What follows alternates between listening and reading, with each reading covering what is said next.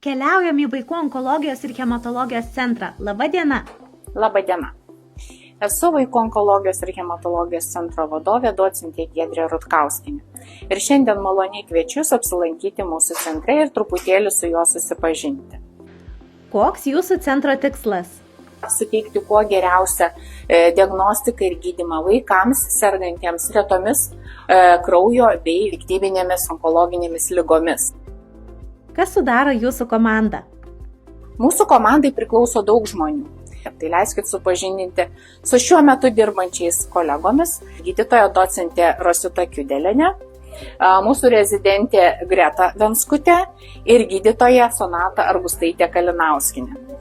Kiek pacientų lankosi jūsų centre? Stacionare, dienos stacionare ir ambulatorinėme skyriuje prižiūrima virš 200 pacientų. Kaip atrodo darbo diena centre? Tai mes turime pacientų aptarimus visi kartu, tuomet einame vizituoti, atliekame įvairius tyrimus, darome ir aišku, gydome savo pacientus.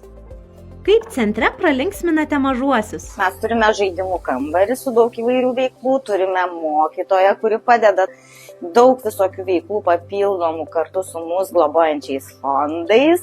Taisyklės, kurių laikotės darbe? Komandinis darbas, tobulėjimas, Empatija pacientui ir nepamiršk savęs. Labai ačiū ir iki.